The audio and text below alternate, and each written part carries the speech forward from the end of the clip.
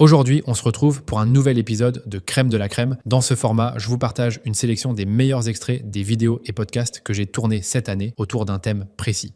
Et aujourd'hui, on va parler d'un sujet devenu absolument central. Avec Meta Andromeda et l'évolution des algorithmes, la stratégie créative est clairement devenue le cœur du scaling. J'ai donc regroupé pour vous 4 extraits de vidéos parmi celles qui ont apporté le plus de valeur cette année sur la creative strategy avec des marques et des profils qui performent réellement. L'objectif est simple, vous donner toutes les clés pour construire une stratégie créative solide et attaquer 2026 dans les meilleures conditions pour votre business. C'est parti. On commence avec Rohin Sama, creative strategist, qui est venu nous partager en détail son travail lorsqu'il évoluait encore chez 900care. Dans cet extrait, Rohin remet d'abord les bases de ce qu'est une vraie créa publicitaire. Il explique comment il catégorise les ads grâce à son équation créative, une méthode simple pour comprendre pourquoi une créa fonctionne et surtout comment la décliner. Il nous partage ensuite sa stratégie créative globale, comment il organise son équipe, comment il répartit les rôles, ce qu'il analyse au quotidien en tant que creative strategist et quels sont les KPI clés qui lui permettent de décider quelle créa garder, scaler ou arrêter. Il y a beaucoup de gens qui pensent que la créa, c'est assez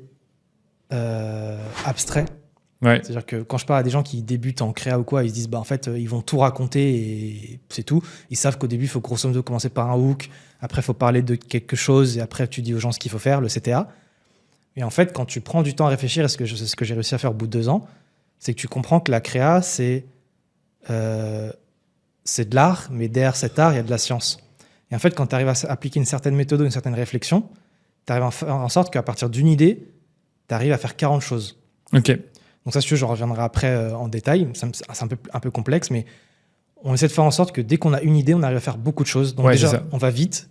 Et dès qu'on apprend quelque chose, dès qu'il y a un truc qui marche, on le décline en beaucoup d'exemples. Je vais donner un exemple. Vas-y, tu peux. Ouais. Là, on est en train de faire une interview. On pourrait le faire sous format d'ads. Je pourrais très bien pitcher mon produit là et ça ferait une pub.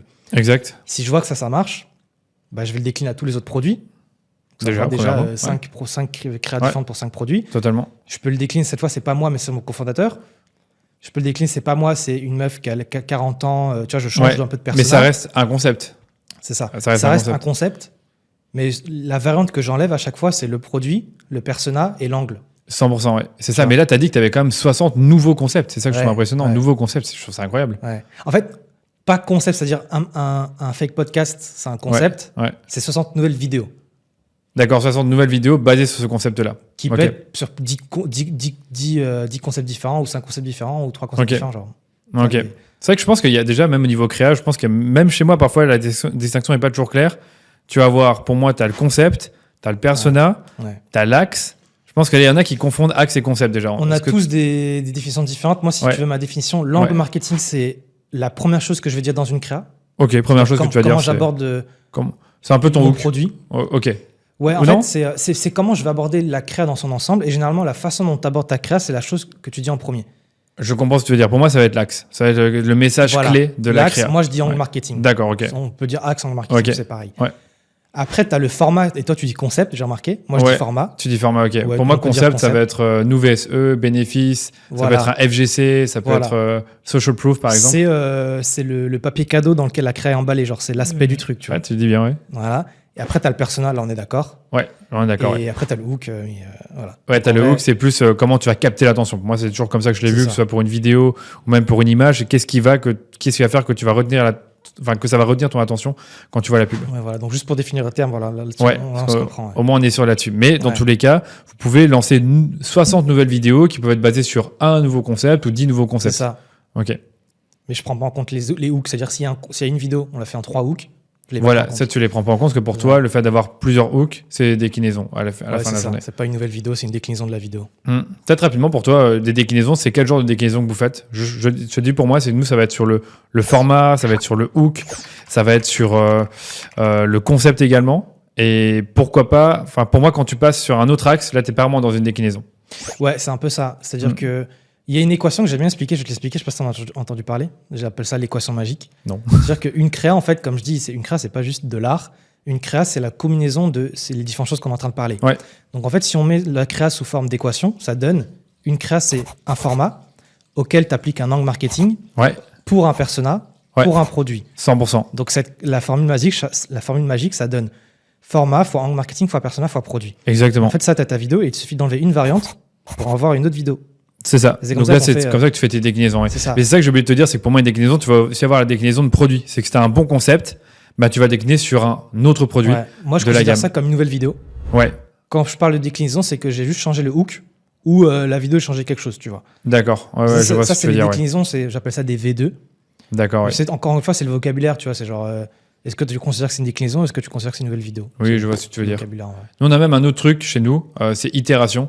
Ça va être changer un tout petit élément dans la créa. Ouais. Ça peut être un arrière-plan, mais ça va plutôt être sur des statiques généralement. Et qu'on ça, fait t'en des fais itérations. beaucoup, des itérations? Pas tant que ça, Ouais. pas tant que ça. Je suis d'accord. Parce que c'est plus un truc, tu vois, si tu as envie de tester un peu plus un format, tu as envie de tester genre de manière plus scientifique, un message précis ou un arrière-plan ou un persona, pourquoi pas? Tu vois, imagine, tu vends un complément alimentaire, du collagène, tu pourrais l'adresser à une femme de 30 ans ou à une femme de 40 ans ou à un homme de 35 ans et tu pourrais juste voir, en fonction de la personne que tu mets en avant dans la créa, ça répond le mieux sur qui.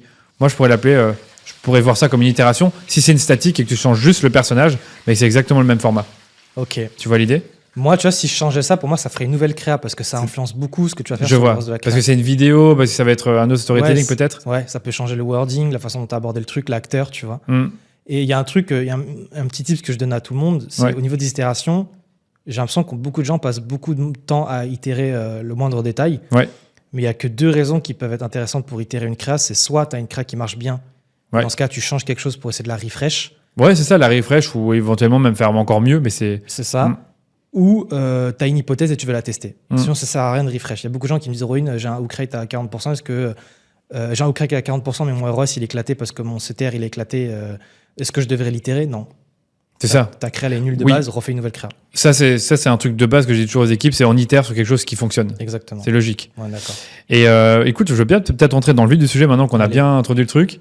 C'est pour commencer, c'est quoi pour toi la stratégie créa? C'est vrai que c'est un terme hyper à la mode depuis C'est nouveau. un an et demi. Un terme qui est utilisé à toutes les sauces. Pour moi, tu vois, je te le dis, mes média buyers, j'aime bien leur dire qu'ils doivent avoir une compétence de stratégie créative, mais je leur demande pas d'être juste des stratèges créatifs. Par contre, quand j'écoute ce que tu me dis, dans l'équipe chez 900 Care, vous êtes 3 stratèges créatifs. Vous ne faites pas directement du media buying parce que vous avez une agence qui le fait. Du coup, votre rôle est dédié à ça à 100%. Ouais. Moi, j'ai envie de savoir, qu'est-ce que vous faites de vos journées? C'est quoi les principales focus sur lesquels vous êtes? Est-ce que c'est de l'analyse ou l'idéation ou est-ce qu'il y a d'autres choses? Et puis après, on rentrera plus dans le concret, dans le détail. Généralement, dans nos journées, la moitié du temps, on joue au baby. Non, je rigole. Donc, la stratégie créa, ma définition de la stratégie créa, c'est qu'est-ce qu'on fait, Ouais, pour combien on le fait, c'est-à-dire le budget, ouais. combien on va diffuser derrière, à qui on s'adresse et comment on l'adresse, tu vois, grosso modo. En fait, la stratégie créa, c'est qu'est-ce que je fais de mes créas. Et du coup, pour t'expliquer la journée type d'un créatif stratégiste, enfin, la mission type d'un créatif stratégiste, c'est de trouver des concepts, des angles, en fait, de rédiger un concept de vidéo, de rédiger un script basé sur l'équation que je te disais, c'est-à-dire quel format on va mettre en place, pour quel angle marketing, pour quel personnage, pour quel produit. Ouais. De rédiger ton brief. Généralement, typiquement, quand je rédige un brief, j'aime bien faire entre 3 et 6 hooks prédéfinis, c'est-à-dire que j'ai des hooks qui, je sais, marchent souvent, genre jeter un truc en reverse, faire une certaine expression, des trucs comme ça. Donc, le taf d'un créatif stratégiste, c'est trouver le concept, rédiger le brief. Ensuite, il passe ce brief-là à ses collègues qui vont s'occuper de tourner. Ouais. Soit il est sur le tournage pour s'assurer que tout va bien, soit il n'est pas, ça dépend de la maturité de la personne avec qui il bosse. Après, il s'occupe de faire les allers-retours avec les monteurs parce qu'il avait sa vision. Ouais. Mais entre ta vision et ce qui est réalisé, il y a des changements. Du coup, le but, c'est que la vision se retrouve. Après, on lance la pub. Mais du coup, c'est pas nous qui lançons la pub. On envoie la pub à notre agence qui fait le media buying pur. Le créatif stratégiste, ensuite, sur plusieurs jours après, il va analyser les perfs. Et tu les analyses seul de ton côté? Tu as les accès au contenu? Le créatif stratégiste, normalement, il est formé à analyser ses créas. Ouais. Et il analyse ses créas, il va décider de est-ce qu'on la scale, est-ce qu'on la coupe, qu'est-ce qu'on fait. Ouais, c'est ça. Et excuse-moi de t'interrompre, mais genre, mettons, tu vois qu'il y a une créa qui tourne. Si tu dis à l'agence, coupe la créa ou ils le font naturellement? Généralement, l'agence, là, elle est plutôt rodée. C'est-à-dire que. On connaît les règles. Ouais, c'est ça. Nous, dans notre façon de faire, on donne un budget à une créa. Ouais, c'est ça. Une fois que le budget est dépassé, la créa est automatiquement coupée. Voilà, c'est ça. Ouais. Et c'est quoi, comment tu fixes le budget pour ta créa? C'est un peu arbitraire. Moi, j'aime bien mettre 20 € par jour, mais c'est totalement arbitraire. Ouais. La règle, c'est plus tu dépenses sur une plus longue durée, mieux c'est. Oh, d'accord, ouais. Donc, il faut bien trouver un compromis. Moi, j'aime bien... En fait, dans ma période de test, je veux juste voir si ma créa va apporter du bon clic et si elle a des bonnes stats de visionnage. Ok. Parce que je considère que si mon brief il a été bien fait, il a été pensé pour faire de la vente. Donc, la vidéo, elle sera elle est pensée pour vendre. Dans la période de test, ce que je veux juste voir si elle est divertissante, si les gens la regardent et si les gens cliquent. Parce que naturellement, après, elle sera amenée à faire de la vente. Donc tu regardes hook rate, taux de clic et éventuellement hold rate. Si... Hook rate, hold rate, CTR, ouais. et du coup CPC, CPM. Ok. Et la nouvelle métrique pour les gens qui veulent se voir, qui veulent essayer, c'est First Frame Retention. C'est Ouais. la miniature, grosso modo. C'est en gros, sur 100 personnes qui ont eu la vidéo affichée, Ouais. donc l'impression, Combien ont cliqué sur la mini? c'est ça. Ok, ouais. Combien on regarde la vidéo? Ok. En fait, tu verras que tu as des gaps de genre, moi je veux atteindre on va dire là, en ce moment, je veux du 85, voire du 90. Tu vois que sur des créas, tu es à 75 parce que ta miniature est totalement décalée. Les gens, ils voient ça, ils zappent. C'est que sur le feed. Oui. Mais tu as des miniatures qui font. Bien sûr, ouais. Les gens, Il faut faire attention à ça. Et c'est vrai qu'il y a beaucoup de gens qui négligent la miniature. Ouais. Alors que c'est un truc hyper important parce qu'il n'y a pas toujours l'autoplay ou même les gens au début, ça démarre pas tout de suite. Donc ils appuient pas ça te fait gratter des perfs. C'est pas le truc le plus important. Ouais. Tu vois, tu fais tu regardes la miniature automatique de Facebook, tu prends celle qui te semble la plus intéressante. Ouais. Et tu la mets et tu regardes les perfs, tu vois. Et donc, ce que je disais, c'est qu'en testing, je regarde pas forcément le ROS et le CPA. C'est ça. Parce que tu peux pas te permettre de dépenser beaucoup en testing. C'est ça. Si ma créa a des bons hooks, all, CPA, tous les stats sont verts, CPC, CTR et tout, on va la scaler. Ouais. Et après, je vais voir si elle amène de la conversion. Normalement, elle est faite pour amener de la conversion, donc elle amènera la conversion. Je vois ton idée, ok. Mais il peut s'avérer qu'elle a fait des bons clics en testing, mais pas de conversion en scaling. Et si c'est une statique, tu vas juste regarder CTR et CPC, CPM, les trois métriques de diffusion. Ok. Ouais, donc tu as des objectifs fixés là-dessus et tu disais que tu mets un budget 20 € par jour. 20 € par jour, ouais. Voilà. Et au bout d'une semaine, généralement, je prends un learning. Après, parce qu'on a des paniers moyens qui sont plus bas. Oui, si ça, tu as un ça panier va moyen très vite. à 50 balles, ça va être différent. Ouais. Et tu peux aussi, en fonction de panier moyen, commencer à regarder le couparage au panier. Ouais, c'est vrai. Tu vois, ça donne une idée de est-ce que ta créa va amener à de la conversion. Mais tu vois, si tu as un panier moyen à 100 balles et que tu as 20 € par jour, au bout de 5 jours, tu as 100 €, si tu as un seul âge au panier, ça change totalement la donne. Tu vois. Ouais, c'est clair. Donc tu peux pas vraiment te le permettre. Ouais, dans le cas d'un panier moyen à 100 €, tu dois. Pour moi, j'attendrai au moins 2 à 3 fois le CPA cible pour vraiment bien dépenser le budget. Ça se discute, ouais. Voilà, donc c'est complexe. Ouais. C'est vrai que, mais en effet, dans votre cas, je trouve que c'est un peu plus facile parce que le panier moyen, il est faible.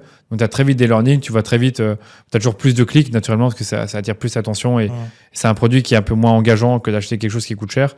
Donc je suppose que vous avez des bons taux de clics et que tu peux vite observer les choses. Moi, ce que je recommande aux gens, c'est en testing, basez-vous sur le CPC. Et si la créa a été faite pour la conversion, passez-la en scaling. Ouais. Par contre, si elle a un bon CPC et que tu sais que ta créa elle est plus divertissante qu'autre chose parce que tu n'as pas trop parlé de ton produit, tu mentionnes pas trop le problème des gens, bah fais attention. Tu vois, Oui, ça. Super CPC, mais. C'est ça qu'on dit tout le temps. C'est que là, tu as parlé beaucoup de métriques d'attention, on va dire. Ouais, voilà. Mais tu n'as pas vraiment de métriques de conversion dans ta phase de testing. C'est ça. Donc tu pourrais aller mettre en conversion pure et dure une créa divertissante qui a bien fait cliquer, qui a attiré beaucoup l'attention, mais qu'après derrière ça fasse un flop. Ouais. Mais en soi, tu t'en fous parce que tu te dis qu'elle est faite pour convertir au départ. Ouais, si elle est faite pour convertir au départ, ouais, c'est le but. Mais si je fais une créa, je me dis ça va être de la visionnage, bah là c'est une autre strat, tu vois. Et là on parle encore d'autre chose. Nous on fait que des créas conversion. Oui, c'est ça. Donc, le but c'est de générer un achat, de générer une première transaction. Ouais. Au niveau des formats, est-ce que tu as une préférence pour un format? Ça dépend. Si tu me poses la question, est-ce que en termes de perf, en termes de kiff, en termes de... En fait, la réponse c'est tout, faut tout faire. Moi, personnellement, j'aime bien faire des trucs avec mon fondateur parce qu'il y a toujours une vibe. Genre, il pitch le produit comme personne parce qu'il le connaît trop bien, il connaît les clients, on l'a vu plusieurs fois. Tu vois, tu t'accumules, tu vois, dans sa tête et tout. Moi, j'allais te poser la question, après je te laisserai continuer, mais est-ce que Aymeric a toujours autant de succès en ad, sachant que ça fait vraiment longtemps qu'il le fait? Moi, je l'ai lu sur le podcast il y a 2 ans, tout pile. Ouais. À ce moment-là, ça cartonnait. Est-ce qu'aujourd'hui, c'est encore le cas? Ouais. Okay. En fait, ça va dépendre. C'est pas que forcément parce que c'est lui. Ouais. Ça va dépendre du format, mais il s'avère que nous, on a un format qu'on appelle Brut-like. Donc, c'est un peu ce que tu appelles, toi, le FGC, Founder Generated Content. Et en fait, avec ce format-là, on a le temps de faire un peu de storytelling. Tu vois. Dans un UGC, tu ne peux pas trop faire. Tu peux, mais c'est moins fort. Alors que quand c'est le fondateur qui fait du storytelling en mode « je me suis rendu compte de ce truc-là » ou « j'ai remarqué ce truc-là » ou tu savais que dans un déo, il y avait une arnaque. Moi, je ne supporte pas les arnaques, du coup, j'ai décidé de faire ça. Tu vois, c'est un beau storytelling d'un mec qui s'est rendu compte d'un truc, il n'était pas d'accord avec ça. Là, on a fait une vidéo il n'y a pas longtemps où on dit grosso modo, on s'est pris un taquet de la part d'un grand groupe. Donc en fait, on commence en brûlant une feuille et on dit que y a un grand groupe qui nous menace de procès parce qu'apparemment, on a montré leur gel douche. Okay. On l'a caché, mais grosso modo, il a été reconnu. Tu vois, ça a été reconnu, ok. C'est ça, et c'est une histoire vraie. Et du coup, on dit aux gens, je fais le lien en mode... en tant que petite marque, se prendre des coups de taquet de la part d'un grand groupe comme ça, ça fait peur. Donc, on ne peut pas tenir un procès comme ça. On ne peut pas tenir contre des grands groupes qui ont un budget illimité. Mais nous, on se laissera pas abattre parce qu'au final, ce qu'on a fait, c'est que dire la vérité. C'est pas notre faute si ton produit, il est pas. Tu vois, Vous avez mis ça comme axe ouais, c'est ça. Ouais. Et en fait, grosso modo, vraiment, la structure de la vidéo, c'est on s'est pris un taquet d'une grande marque. Ouais. Mais nous, on n'a rien à se reprocher, on fait que dire la vérité. La vérité, c'est que dans un jet d'eau, c'est 80% d'eau et que c'est du plastique que tu jettes. Et on demande aux gens de nous soutenir parce que s'ils sont d'accord avec ce constat-là, Ouais. tu vois, on a la chance de faire un produit qui a du sens, genre dans tous les termes de sens, tu vois. Ouais. Et ben on dit aux gens, si vous voulez nous soutenir, soutenez-nous en likant ou en partageant ou en commandant notre kit, en voyant si ça vous plaît, tu vois. Et cette vidéo, elle cartonne parce que les gens, ils kiffent donner du sens à leur achat. Quand tu dis que t'achètes, tu soutiens un là, tu te bats boîte. contre quelqu'un, là, surtout. Non seulement t'achètes un truc qui a du sens pour toi, parce que tu sais que tu fais une bonne action, mais en plus ça, t'es contre un ennemi, et là, dans ce cas-là, l'ennemi, c'est le grand groupe. C'est un peu l'angle David versus Goliath, j'aime bien ça. Ouais, c'est ça. Ouais. Ouais. Et justement, là, on parle d'angles, t'as des angles créatifs là qui sont particulièrement performants et qui peuvent s'appliquer chez d'autres, pas juste chez 900K, bien sûr. David versus Goliath, c'est toujours David cool. versus Goliath, ok. Ouais, y en a d'autres, il y a l'histoire du fondateur. L'histoire du fondateur Généralement, directement. il y a toujours un truc parlant. Ouais. Si tu arrives à... Après, toujours le plus efficace, c'est tu abordes le problème, Toujours. tu abordes toujours. la solution. C'est Et la des base. fois, c'est pas un problème, c'est un constat. C'est ça. Mais des fois, c'est relié. Et parfois, si ton problème, il n'est pas assez clair, exemple nous, Ouais. j'aime bien l'agiter. En fait, ce que Toujours, la structure, c'est problème, agitate, solution. Tu vois, si je donne un exemple, ça va être trop parlant. Si je fais un problème-solution, je te dis, dans un jet de douche, c'est 80% d'eau. Ouais. Moi, j'ai créé un jet de douche sans eau. Tu vas dire, ok, mais je vois pas trop ce que tu veux dire. Si je dis que dans un jet de douche, c'est 80% d'eau, alors que l'eau, on l'a déjà dans notre robinet, et pourtant, elle est transportée dans des grands camions qui polluent, et en plus, la bouteille en plastique, tu vas la jeter pour créer des déchets plastiques pour rien. C'était l'agitate. Moi, j'ai créé 900K. Les gens ont compris 100%. pourquoi c'était un problème, pourquoi c'est grave, j'agite, et la solution. Ah, mais ça, j'entends beaucoup dans les conseils en stratégie créative de justement la phase la plus importante, c'est pas juste de nommer le problème, c'est de l'agiter. Ça dépend. En fait, il y a des fois, ton problème il est trop clair. C'est genre, j'avais plein de boutons. Je suis pas obligé de dire j'ai plein de boutons, donc je me faisais harceler à l'école, blablabla. Ok. T'es pas obligé. Je vois ce que tu veux dire, ok. Ça dépend à quel point ton problème il est connu. Ouais. Et si tu as de l'émotion sur laquelle tu peux appuyer, vas-y, Ouais. agite un peu. Mais dans l'exemple du bouton, là, par exemple, t'es pas toujours obligé d'agiter, mais tu pourrais essayer. Je vois ce que tu veux dire. Mais c'est vrai que moi, quand j'étais plus jeune et que j'apprenais le copywriting, une phrase que j'aimais bien, c'était de trouver un problème dur, donc un problème douloureux, urgent et reconnu. Ouais. Et là, en effet, c'est douloureux, urgent et reconnu. Peut-être que tu n'as pas besoin de autant l'agiter. Ouais. Et voilà. Ouais. Peut-être une question à te poser. Ça fait plus de 2 ans que tu fais la stratégie créative pour 900K. Je pense que tu disais 3, si je dis pas de bêtises, ou Non, plus de 2. plus de 2 ans. Plus de 2. Comment tu fais à systématiquement trouver des nouvelles idées? Est-ce que tu as des techniques, des petits trucs que tu mets en place ou des frameworks que tu as développés? On a parlé de David versus Goliath, pour constamment venir avec des nouvelles idées. C'est le sujet le plus dur. Ah ouais. Et du coup, tous mes tips, c'est... moi, il y a un truc que j'aime bien faire, c'est j'aime bien regarder ce qui marche en organique et voir comment je le réplique. Ouais, Exemple, première on a chose. été dans les premiers à faire des podcasts ou des micro-trottoirs. Ouais. Ça vient juste que les podcasts, je consomme beaucoup de Yomi Denzel ou Sam Hamar. Ouais. Et les mecs, c'est le sont game des forts. infopreneurs. Ouais. Ils sont posés autour d'une table, ils parlent. Je me dis, mais je peux faire pareil avec mon fondateur. Micro-trottoir, c'est pareil. On a sorti des micro-trottoirs il y a 2 ans. À l'époque où il y avait des mecs qui demandaient à Châtelet pour combien je te touche en bas, etc. Tu vois, genre, des blagues un peu bizarres. Je me dis, en fait, on peut faire pareil dans la rue. Donc, en fait, dès que je vois un truc sur les réseaux sociaux, mon réflexe, c'est de me dire, est-ce que c'est un nouveau concept qu'on est en train de voir, qu'on est en train d'émerger? C'est une grosse tendance. C'est ça. Est-ce que c'est une nouvelle tendance? Et Ouais. je parle pas juste de trend TikTok, je parle de Oui. tendance, genre de façon de consommer le contenu. consommer. Ouais. Et est-ce que je peux l'adapter? Ok. Par exemple, j'aime bien faire ça avec des youtubeurs. Regarde les concepts des youtubeurs. Ok. Hugo Décrypte, il est posé avec un fond vert et il parle en mode journaliste et derrière, il y a tout qui défile. On Ouais. va tester, tu vois. Ah, vous l'avez testé aussi? Voilà, c'est ça. Ok. Squeezie qui fait l'imposteur. Je me dis, est-ce que je peux faire un truc avec l'imposteur? J'ai pas eu l'idée, mais c'est le raisonnement, tu vois. Ok. Ça, c'est le premier truc. Deuxième truc, c'est beaucoup de veille créa au niveau des concurrents. Et le problème, c'est qu'en fonction de ton niveau de maturité, tu vas trouver plus ou moins d'inspi. Si tu démarres, il y a énormément d'inspi. Tu vas sur Butech de 900, de Lily Skin, de Boku, tu as plein de trucs. Tu sais pas par où commencer. Ouais, mais t'as D'accord. tellement de trucs à faire que genre, t'as le temps, tu vois. Oui, t'as le temps. Mais quand t'es un Boku ou un Lily Skin ou un 900K, t'as déjà fait beaucoup de choses. Tu peux plus t'inspirer des gens. C'est à toi de tester des trucs. Ouais. Et là, en fait, c'est beaucoup de trucs loufoques, beaucoup de brainstorm, beaucoup de chat GPT. Dès que tu trouves un truc, essaie de le pousser à fond.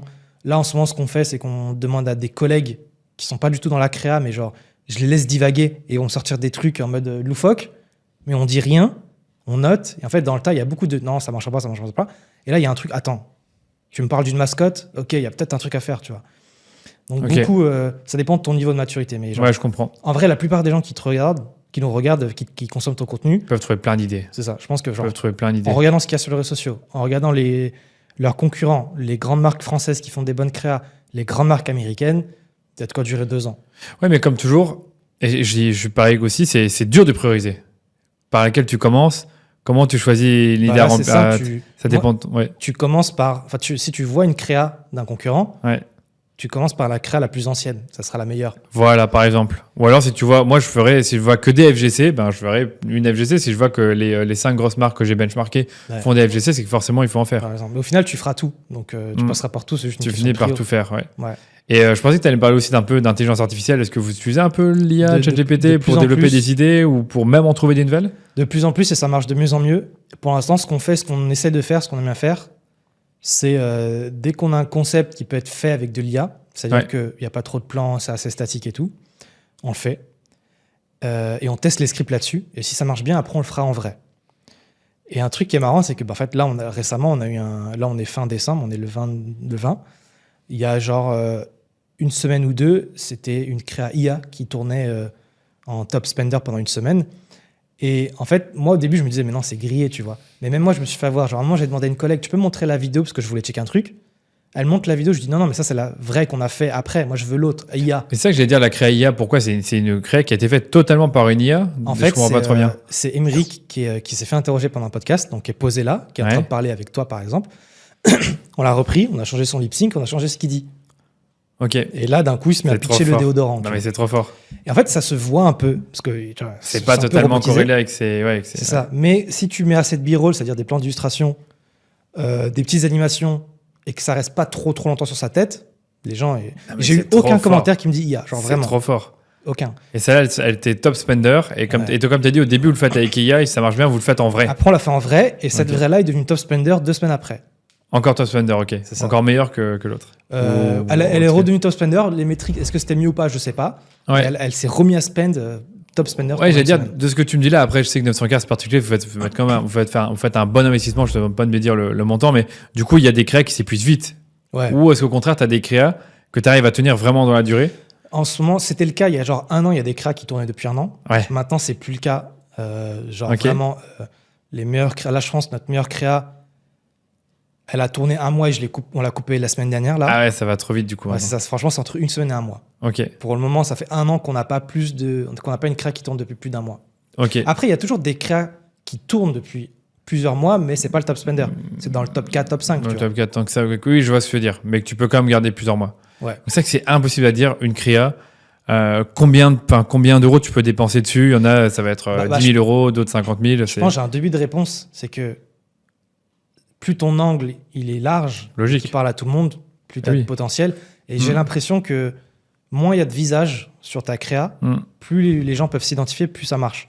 Généralement, les créas les créas qui durent le plus longtemps, c'est soit un persona et un angle qui parle un peu à tout le monde. Émeric qui parle de son constat, il parle à tout le monde.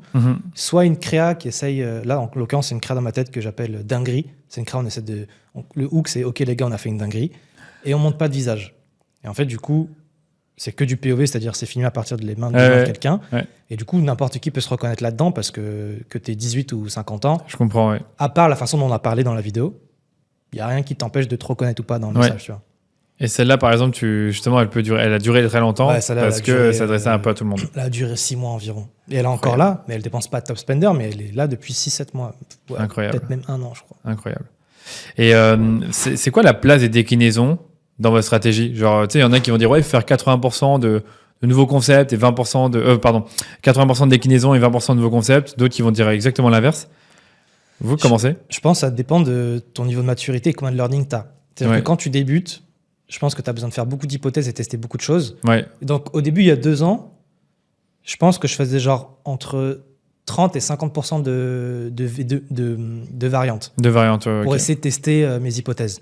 Aujourd'hui, franchement, on est à genre 10% parce qu'on fait que des variantes de choses qui marchent. Oui, voilà. Donc là, finalement, tu fais presque que de la déclinaison. C'est ça. Mais avant, même quand une créa ne marchait pas, je me posais la question de OK, j'ai un bon hook. Par contre, j'ai un hold qui est pas fou. Je regarde la vidéo, je me dis OK, dans ce plan-là, je pense que j'ai perdu les gens. Est-ce que j'ai raison? On va faire une deuxième vidéo où je vais changer ce truc. Est-ce que j'avais raison? Oui, non. Et en fait, tu apprends comme ça. Et aujourd'hui, on a appris beaucoup de choses. Donc, je fais moins de déclinaisons pour apprendre. Ouais. Je fais plus de déclinaisons pour renouveler.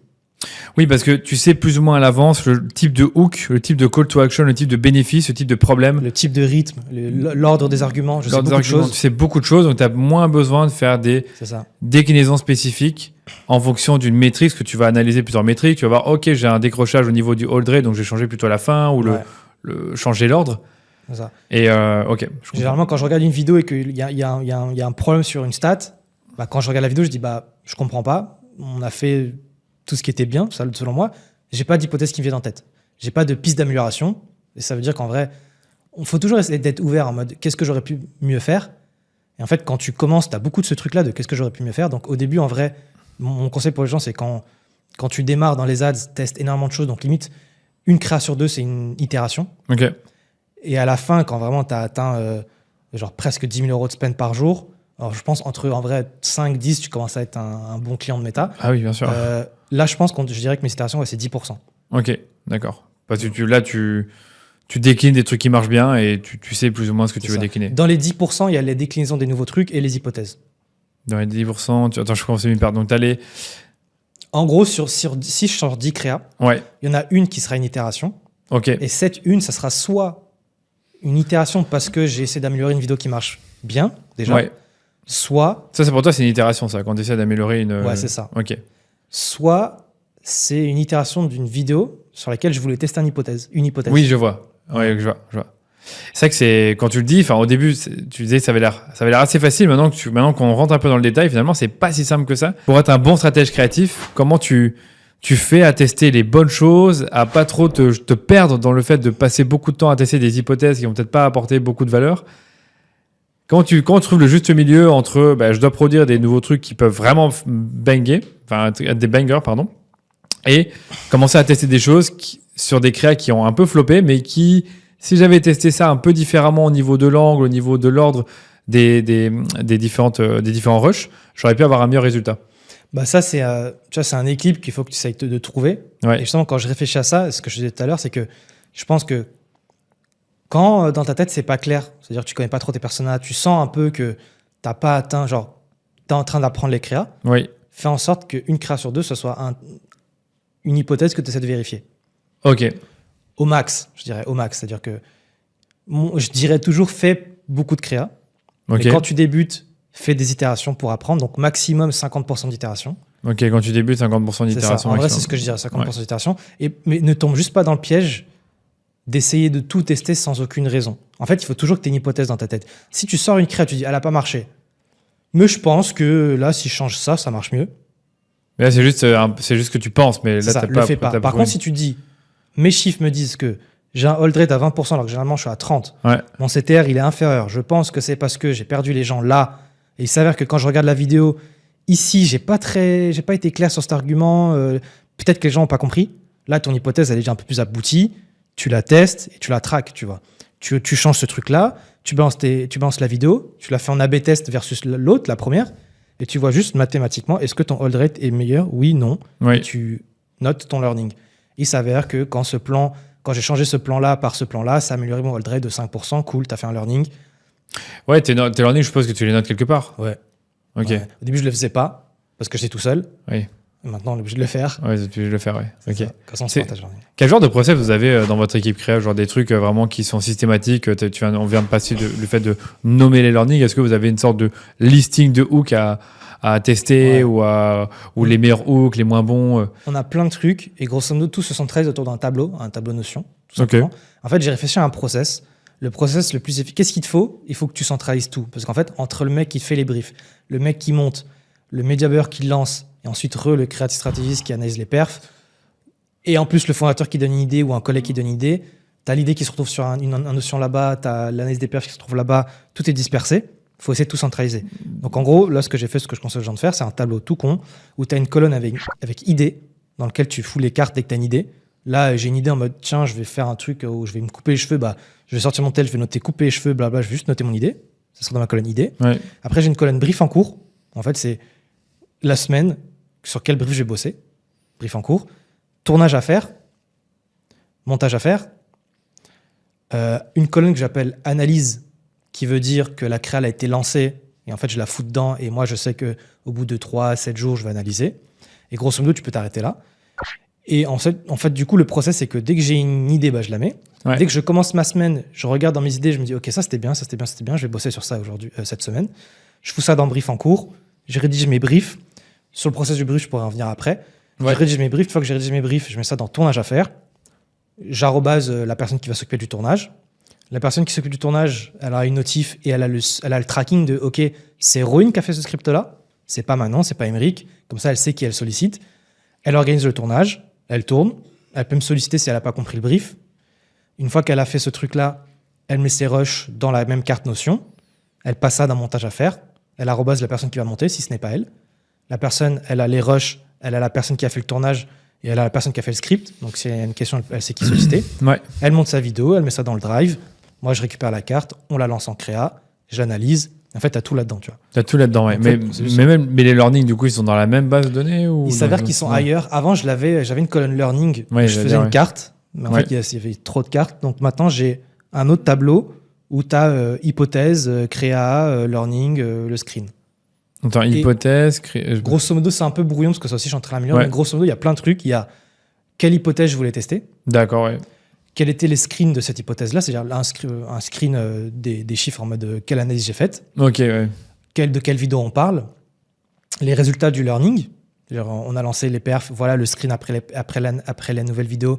Et puis un petit détail de qu'est-ce que ça a donné, pourquoi est-ce que ça s'est amélioré, et une petite note sur 10 de la fiabilité du test. Okay. À quel point tu estimes que le test est fiable. Si c'est la 4e fois que tu l'as fait, si c'est un petit truc, si c'est juste une intuition. Ouais, je vois. Voilà. Ah, c'est quand même sacrément avancé. Mine de rien, tu as beaucoup de choses, mais c'est juste que voilà, plus tu spends, plus tu testes des choses, plus à un moment il faut T'es obligé. que ce soit bien organisé et surtout qu'il y ait une sorte de série, de learning qui s'accumule avec le temps, surtout pour ceux qui viennent d'arriver dans l'équipe ou qui sont encore en train de découvrir le truc. Les learnings, c'est de l'or et tu dépenses de l'argent pour avoir ces learnings. Ouais, c'est ça. En fait, tu jetterais quelque chose, tu vois. Non, je suis d'accord avec toi. On continue avec Clément Gaveau, fondateur de Flacon, une marque qui a complètement repensé la manière de découvrir et d'acheter du vin en ligne. Le concept est simple, des flacons de dégustation de 6 centilitres à tester chez soi avant de s'engager sur une bouteille. Résultat, une expérience client forte et une croissance impressionnante. Dans cet extrait, Clément explique comment Flacon est passé de 20 000 € à 2,5 millions d'euros de chiffre d'affaires en 3 ans, avec notamment une seule publicité à UGC Maison qui a généré 1 million d'euros à elle seule. Il partage comment il s'est appuyé sur ses contenus organiques qui fonctionnaient déjà pour lancer ses ads et comment il a compris que son meilleur hook, c'était tout simplement son produit. On parle aussi de sa méthodologie de testing sur Meta et de la manière dont il adapte sa stratégie créative tout au long de l'année sur un produit très lié au temps fort comme Noël, la Saint-Valentin ou la fête des mères. T'as commencé par quoi niveau acquisition? Parce que tu as parlé du fait qu'au départ, tu mettais pas forcément du budget sur Meta. Ouais. Qu'est-ce que tu as fait pour trouver tes premiers clients? Au départ, c'était très organique, bouche à oreille, comme tout entrepreneur qui se lance. On n'a pas forcément toutes les cartes en main, on ne sait pas exactement ce qui marche ou pas. On a l'impression que, surtout en e-commerce, il faut absolument être viral sur TikTok ou Instagram pour arriver à faire des ventes. Et donc au début, on a commencé à faire ça, ces premières créas. On a eu de la chance et qu'on a quelques-unes qui ont bien marché, dont notamment une qui a fait 1 million de vues en organique sur TikTok et qui nous a ramené plein de ventes. C'était sur le calendrier de l'avant. Et c'est celle-là ensuite d'ailleurs qu'on a poussé en ads et qui a super bien marché. Et ça m'a prouvé un truc d'ailleurs assez contre-intuitif, c'est qu'en fait, plutôt que de prendre des créas, les mettre en ads, et ensuite celle qui marche le mieux, les mettre en organique, vaut mieux souvent faire l'inverse. Pour moi, c'est l'inverse. Ouais, tu mais penses tu mets en organique. Mais c'est pas forcément celles qui ont le plus de vues d'ailleurs, qui vont le plus le vendre. Ça va être celles il y en a des fois, elles font pas beaucoup de vues parce qu'elles sont pas super virales, mais par contre, elles convertissent chaque personne qui le voit et c'est hyper convaincant. Ouais. Et du coup, c'est celle-là parfois qu'il faut arriver à. Il faut aussi trouver l'équilibre entre une créa qui va être beaucoup vue parce qu'elle elle va chercher une large audience. Il y a un peu spécial. Il y a un truc un peu trendy qui fait que ça résonne avec le moment. Exactement. C'est super large. Et aussi, comme tu dis, le fait de convertir les gens parce que derrière, tu vas adresser déjà le problème, présenter ta solution et avoir un call to action suffisamment fort. Et c'est pas forcément les créas les plus virales, ça, mais par contre, c'est celles qui convertissent. Donc, il faut arriver à trouver le bon équilibre. Parce que si c'est pas viral, en fait, les CPM vont être super élevés. C'est aussi qu'il faut comprendre, c'est que le CPM, c'est un peu cette boîte noire où on sait pas pourquoi c'est cher ou pas la diffusion. En fait, il n'y a pas de secret. Si Meta, lui, son but, c'est que les gens restent sur la plateforme pour qu'ils génèrent plus de chiffre d'affaires publicitaire. Donc, en fait, ils ont intérêt à ce qu'ils restent et pour ça, leur montrer du contenu de qualité qu'ils auront envie de voir. Donc, en fait, il faut toujours se dire, est-ce que cette pub que je lance, elle pourrait être vue même si c'était pas une pub? Est-ce que si c'est des viralités, les gens quand même, ils la regarderaient ou est-ce qu'ils la swipe? S'ils la swipe, bah mais même si tu mets de l'argent dessus, ça va coûter super cher. Il va augmenter ton CPM. Il va te faire payer plus cher. Et c'est vrai que ça, on l'oublie tout le temps, mais le CPM, oui, c'est dépendant de l'audience, oui, c'est dépendant de la saisonnalité de ton secteur. Ça dépend beaucoup de la créa, du concept, dépend beaucoup de la marque. Et du coup, c'est ça qui est assez frustrant, c'est que ça dépend aussi beaucoup de la marque. Moi, sur Flacon, je vais pouvoir avoir un CPM sur certaines créas ou d'autres marques, en fait, sur la même créa, même type de créa, elles vont avoir un CPM 2 fois plus élevé ou 2 fois moins élevé parce que leur niche, le produit est différent. Toutes les autres marques avec qui j'ai parlé, souvent c'est ça que je vois, c'est pareil assez injuste, mais on n'a pas du tout les mêmes CPM, il y en a c'est beaucoup toujours moins, comme ça, c'est beaucoup plus. Donc faut arriver à comprendre son système et ensuite du coup ok, ça c'est un des paramètres de l'équation économique. Comment on joue sur les autres pour quand même construire une marque qui soit rentable, qui soit viable, qui soit durable à partir de tous ces paramètres. On a des paramètres fixés comme le CPM avec lequel on peut pas faire grand chose. On a des paramètres sur lesquels on peut jouer comme la taux de conversion, les paniers moyens, la marge brute et donc c'est sur cela où on peut faire des trucs. Ouais, totalement. Du coup, au départ, c'était très organique. Puis après, tu as découvert la publicité. Exactement. Les joies de la publicité qui sont beaucoup plus, maîtrisables, contrôlables. Donc là, on a commencé à voir qu'en fait, c'est magique. Tu mets 1 euro, tu en récupères 1, 2, 3, 4, suivant ce que tu arrives à obtenir. Et donc là, c'est cette première année-là où je me suis dit, OK, j'ai envie de tester. Tout le monde me dit que les publicités, ça marche. Mais bon, est-ce que c'est vraiment le cas? Donc j'ai mis 10 000 euros. Je me suis dit, c'est le max. Je ne mettrai pas plus. Et je ne mettrai pas moins. Et je vais essayer de voir à ce moment-là si ça marche. T'as mis 10K à quel moment? Sur combien de temps? 22. C'était la première. C'était le moment là où sur tout le Q4. Sur le début du Q4. Donc je me suis dit, je mets 10K là et je commence avec des premiers adsets à 50 euros à peu près par adset pour avoir un truc suffisant sans être trop non plus. Sur quelques jours, quelques semaines. Et en fait, c'est ce qui s'est passé. Je me suis dit, je vais attendre jusqu'à arriver jusqu'à 10K avant de prendre une décision. Et avant d'y arriver, ça avait déjà explosé. Enfin, on se rend compte en fait déjà que c'était déjà rentable, qu'en mettant 1 euro, on en récupérait plus. Du coup, tu te dis waouh, c'est magique ce truc. J'augmente le budget, ça augmente les ventes, c'est incroyable. Et donc là, tu passes d'un moment en fait où tu essaies d'optimiser ce qu'on faisait avant, l'organique, et tu mets 100 d'efforts et tu as 1 de résultat. Là, c'est complètement l'inverse. Tu passes à un moment où tu as 1 d'efforts et tu as 100 de résultats.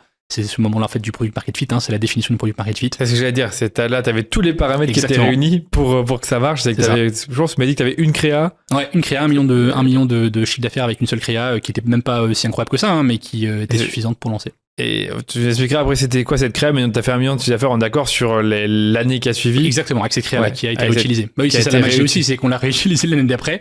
Et ça pareil, je me suis dit, ok, elle parlait du calendrier l'avant 2023, c'est 2022, c'est dans la créa. Et je me suis dit, tout le monde ce qu'ils auraient fait, c'est non, il faut en refaire une parce que celle-là, elle part de l'année d'avant. Etc. Et moi je me suis dit, en fait, non, ça se trouve, je vais mettre mon ego de côté et me dire, ok, mon intuition me dit que c'est pas le bon truc à faire de la remettre, mais ça se trouve peut-être que si. Et ça coûte rien, je la réactive et je vois ce qui se passe. Donc l'année d'après, 2023, je les réactive. Qu'est-ce qui s'est passé? Encore plus performant que l'année d'avant, parce que super preuve sociale, ça avait des milliers de likes, plein de commentaires de gens qui disaient j'ai reçu mon calendrier, c'est top de l'année d'avant. Et en fait, les gens qui s'entendent 2023, 2022 ou quoi dans la vidéo, ils s'en foutent. Ils s'en foutent un peu, c'est ce que j'allais te dire. Ils vont acheter. C'est trop intéressant. Cette anecdote, elle est trop intéressante parce que tu te dis de base, il faut que je change, comme tu dis, tu changes un petit élément, même le texte ou le titre, vous le savez. Tu repars à zéro. Et là, je pense que t'avais apprentissage, social proof, tout ça. Et t'avais, je pense, des milliers de likes, des commentaires, des partages, donc tu pouvais pas te passer d'une créa pareille. J'aurais réfléchi à 2 fois aussi à ta place. Exactement. Et en fait, faut pas avoir d'ego, ça coûte rien, tu testes et tu vois, et c'est là où. Et ce qui est marrant, c'est que l'année d'après, je l'ai relancé et là, pour le coup, pas marché. Donc, juste en 2024. Donc bon, on en a fait d'autres. Mais le produit avait aussi évolué depuis. On avait eu pas mal de retours clients sur certains trucs, on a fait évoluer. Donc, globalement, des fois, il faut que ça change, mais autant l'utiliser le plus longtemps possible. Bon, on est d'accord que les années qui ont suivi, tu as fait d'autres créas pour accompagner celle-ci, mais c'était toujours finalement cette unique créa qui portait le compte, qui était un UGC. Si tu veux, tu peux nous l'expliquer maintenant. Tout à fait, c'était un UGC très simple de présentation du concept du calendrier de l'Avent, où ça présentait le calendrier Facecam. Donc là, on la montrera à la vidéo. Ouais, bien sûr. Et ça permettait de présenter le concept en quelques secondes. Nous, à chaque fois qu'on a testé un truc, on s'est rendu compte que cette première créa, elle donnait déjà le ton. C'est que, en fait, c'est le produit qui vend le mieux. Donc dès qu'on montrait un hook rate, dès qu'on mettait un hook avec le produit, ça marche super bien. Parce que c'est innovant, tu le vois pas souvent, c'est suffisant. Le produit est un hook en lui-même en fait. C'est ça qu'on s'est rendu compte. Contrairement à d'autres produits où en fait ça peut être généraliste et en fait faut quand même expliquer, il faut trouver un moyen de catch l'attention des personnes. Nous sur notre produit, tu dis 20, tu vois un flacon, tu dis c'est quoi ce truc, surtout en France, et du coup c'est un hook suffisant pour arrêter les gens. Et ça les intrigue, et après du coup on peut directement enchaîner sur le produit, et si ça leur plaît ils peuvent directement cliquer. Donc on avait des super hook rates, on avait des bons hold rates, des bons CTR aussi, et globalement tout était réuni quoi. La structure de la vidéo était déjà parfaite alors que mais ça c'est facile d'analyser a posteriori, mais encore une fois sur le moment je me suis pas dit ça, je me suis pas dit super, elle va super bien marcher cette créa, juste on l'a lancé et on a vu, et ça s'est bien passé. Donc, c'est toujours plus facile d'analyser a posteriori, mais sur le moment il faut juste tester 1000 trucs en fait, et au bout d'un moment il faut envoyer 10 000 cannes à pêche, il y en a une qui mord et il faut pas lâcher quoi. Et là aujourd'hui vous avez un process pour optimiser vos vidéos quand elles sont performantes, Admettons que tu observes une vidéo qui a un bon hook rate, mais pas un bon hold rate. Qu'est-ce que tu ferais pour l'optimiser? Travailler comme ça, c'est une très bonne question. Carrément, nous, on a vraiment du coup notre funnel où on analyse chaque chiffre, comme on l'a dit, de l'équation économique. Et globalement, là, sur l'acquisition, ça commence là. Le CPM, sur lequel on peut pas faire grand-chose. Oui. Ensuite, on va avoir le CTR, le hold rate, le hook rate. Et sur ta question, globalement, s'il y a un bon hook rate et pas un super hold rate, bah, ça veut dire que globalement, le début de la vidéo est bien, que ça hook les gens, mais par contre, après, ils ont pas trop envie de rester. Donc, faut essayer de comprendre pourquoi. Donc là, pareil, là, le problème, c'est que ça, tu l'as pas dans les data. Tu te fais des hypothèses. Ouais, tu te fais des hypothèses. Donc là, moi, ce que je fais, c'est pour pas avoir, parce que tu as tes hypothèses à toi, mais c'est rarement les bonnes. Du coup, je montre à des gens, je leur demande ce qu'ils en pensent. Et donc, en fait, tu montres à 10 gens de ta famille, 10 clients si tu as la chance de pouvoir les contacter rapidement. J'essaie d'avoir un petit panel de clients fidèles à qui je demande souvent des trucs comme ça. Ça permet d'éviter d'avoir des hypothèses que tu fais toi-même sans vraiment savoir. Donc, tu vas avoir directement des clients. Ouais, c'est ça, des clients que je connais. Que tu connais, des potes. Ou pas forcément des potes, mais des gens qui sont vraiment hyper chauds, qui connaissent la marque et qui adorent ça. Bah, en fait, tu leur demandes, ah bah tiens, cette créa, t'en penses quoi? Ah là, est-ce que ça te convainc cette vidéo? Et en fait, ils sont trop contents de pouvoir donner leur avis, quoi. Et tu leur demandes par mail ou tu les Ouais, contactes? tu peux avoir un groupe WhatsApp avec eux où ils sont dedans, t'envoies un truc, ce nouveau packaging, vous en pensez quoi? Ils se sentent hyper saucés en fait d'être dans un groupe, un truc un peu exclusif où ils voient les nouvelles tendances et tout. Et ça, c'est un super hack parce que toi, t'as l'impression qu'il faut sortir un truc parfait et que du coup, il faut que les clients ils le sachent au dernier moment. Mais en fait, non, on vaut mieux qu'ils le sachent avant et qu'ils le construisent avec toi. Ça se fait. Et donc, donc là, j'aurais tendance à changer le hold rate. Donc, ça veut dire qu'il faut changer la suite de la vidéo, que le hook rate est bon. Donc, je vais garder, je vais couper la vidéo et mettre un autre truc. Je vais regarder une autre vidéo qui a un beau hold rate pour comprendre et je vais essayer de matcher les deux. Est-ce que ça fait une meilleure créa et un meilleur ROAS que si c'est séparé? Exact, ça, super clair par rapport à ça. Mais pour revenir sur Meta, donc tu as mis ton premier 10K, tu avais des structures par ad set, et puis tu m'as dit, je pense en début de vidéo, que tu as constaté finalement que c'était le ciblage large qui fonctionnait le mieux. Ouais, tout à fait. Ciblage large. J'avais testé pas mal de trucs. Parce que c'était à l'époque où c'était un peu la transition, la fin du media buying, dans le sens où il faut avoir des ingénieurs de méta qui vont vraiment optimiser chaque point de l'audience de toutes les options qu'on peut avoir dans méta. Et en fait, au bout d'un moment, plus ça avance, plus méta, c'est mieux le faire mieux que des humains. Ouais. Et puis du coup, la vraie stratégie, elle se tourne vers la créative plutôt que le media buying. Et globalement, en fait, tout ce qu'on a lancé, ce qui marchait mieux à chaque fois, c'était les broads, donc tant mieux. Dès qu'on mettait une audience large où on disait à Meta, débrouille-toi, va trouver ce qui fonctionne le mieux, il faisait toujours mieux que nous. Ouais. Donc c'était plus simple, on s'est dit, on va faire, notre métier, ça va être d'optimiser les créatives, d'optimiser qu'est-ce qu'on veut dire et comment on veut le dire, mais en fait, à qui on veut le dire, c'est Meta qui va décider.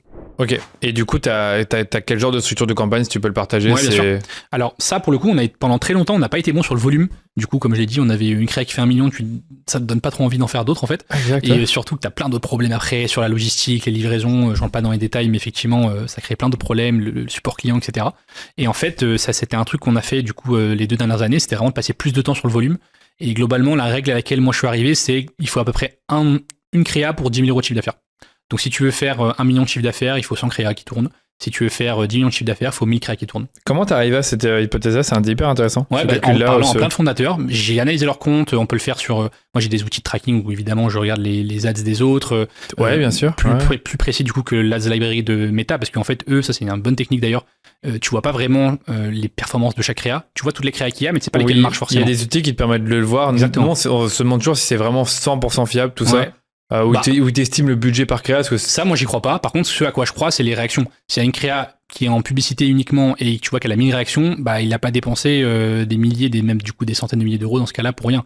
Et en fait, c'est un bon moyen de savoir. S'il y a beaucoup de réactions, beaucoup de commentaires, c'est que la créa a tourné. Oui, donc c'est qu'elle a marché. C'est quand tu la vois dans ton feed, ça, sur le coup. Ça, exactement. Ouais. Du coup, tu as les outils qui te permettent de trouver ce qui n'est pas le cas dans l'Ads Library. Tu vois pas les réactions. La même chose que l'Ads Library, mais du coup avec les réactions. Et en voyant ça, tu dis, tu peux même trier sur une marque, donne-moi toutes les créas, mais par ordre de réaction. Tu vas voir que nous, les meilleures, elles ont peut-être 3000 likes. Et les moins bonnes, elles en ont pas. Donc on sait que c'était meilleure créa, facile. Je savais pas. Donc moi, je fais ça et c'est comme ça que j'ai fait. Tu connais l'outil, le nom de l'outil? Moi, ce que j'utilise, c'est Dropispy. Je sais que t'en as plein d'autres. Ok, je le connais pas du tout, j'en avais pas beaucoup entendu parler. AdSpy aussi, qui est le plus connu. AdSpy, ouais, ça je connais celui-là. Mais qui est un peu cher, donc Dropispy c'est mieux pour ça. Ok, hyper intéressant. Donc là, du coup, pour revenir, c'est que j'avais une question là-dessus, c'était ta cadence pour renouveler tes pubs, mais concrètement, tu me dis, si tu veux faire 1 million de CA...